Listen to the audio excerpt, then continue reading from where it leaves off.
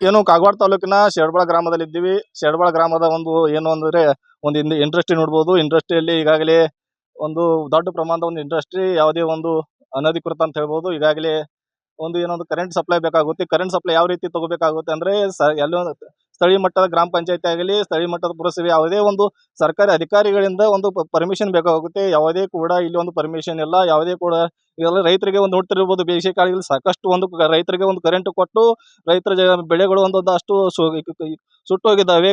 ನೀರು ಇದು ಮಾಡ್ಬೇಕಂತ ಕರೆಂಟ್ ಕೊಡ್ಲಿಲ್ಲ. ಇಲ್ಲಿ ನೋಡಿ ಅನಧಿಕೃತವಾಗಿ ಕರೆಂಟ್ ಅನ್ನು ಕಳ್ತನ ಮಾಡಿ ಹಾಡಾಗಲೇ ಒಂದು ಕಳ್ತನ ಮಾಡ್ತಾ ಇದ್ದಾರೆ. ಇದ್ರ ಬಗ್ಗೆ ಒಂದು ಮಾಹಿತಿ ಕೂಡ ಬಂದಾಗ ಇದ್ರ ಬಗ್ಗೆ ನಾವು ಸ್ಥಳೀಯ ಒಂದು ಅಧಿಕಾರಿಗಳು ಕೇಳಿದಾಗ ಇದು ಕೂಡ ಯಾವುದು ಕೂಡ ಅವರಿಗೆ ಮಾಹಿತಿ ಇಲ್ಲ ಸರ್. ಇದ್ರ ಬಗ್ಗೆ ಏನ್ ಹೇಳ್ತೀರಿ ಸರ್?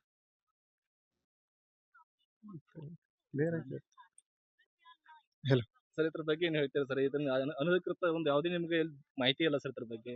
ನಿಮ್ಗೆ ಕೇಳಿದಾಗ ಯಾವುದೇ ನಿಮ್ ತರ ನಮ್ ಕಡೆ ಯಾವುದೇ ಮಾಹಿತಿ ಬಂದಿರೋದಿಲ್ಲ. ಇದ್ರ ಬಗ್ಗೆ ಈಗ ಯಾವುದೇ ಸ್ಥಳ ಪರಿಶೀಲಿಸಿ ಕರೆಂಟ್ ಅನ್ನು ಕಡಿತಗೊಳಿಸಲಾಗಿದೆ. ಸರ್ ಎಷ್ಟು ದಿನಗಳಿಂದ ಸ್ಟಾರ್ಟ್ ಇದೆ ಸರ್ ಇದೇ ರೀತಿ? ಈಗ ಇಲ್ಲಿ ನಿಮ್ಮ 200 ಮೀಟರ್ ಒಂದು ನಿಮ್ ಕೇಂದ್ರ ಸ್ಥಾನ ಇದೆ ಸರ್, ಕೆಬಿ ಅದು. 2 ತಿಂಗಳು ಅಂತ ಹೇಳ್ತಾ ಇದ್ದಾರೆ. 2 ತಿಂಗಳಿಂದ ಹೇಳ್ತಾ ಇದ್ದಾರೆ. ಎನ್ಕ್ವೈರಿ ಮಾಡಿ ಅದನ್ನ ನೋಡ್ತೀವಿ ಎಷ್ಟು ದಿನದಿಂದ ಸ್ಟಾರ್ಟ್ ಇದೆ ಏನಿದೆ ಅಂತ. ಈಗ ಏನಾದ್ರು ಮೇಲಾಧಿಕಾರಿಗಳು ನಿಮ್ ಮಾಹಿತಿ ಕೊಡ್ಯಾರ ಇದ್ರ ಬಗ್ಗೆ? ಇಲ್ಲ, ಮೇಲಾಧಿಕಾರಿಯಿಂದ ಯಾವುದೇ ಮಾಹಿತಿ ಬಂದಿರೋದಿಲ್ಲ. ಈಗ ಮಾಹಿತಿ ಬಂದಾಗ ಕ್ರಮ ತೆಗೆದುಕೊಳ್ಳಲಾಗಿದೆ. ಏನ್ ಮಾಡ್ತಾರೆ ಸರ್ ಇಂಥವ್ರ ಮೇಲೆ? ಏನ್ ಕಳ್ತನ ಮಾಡಿದಾರ ಸರ್?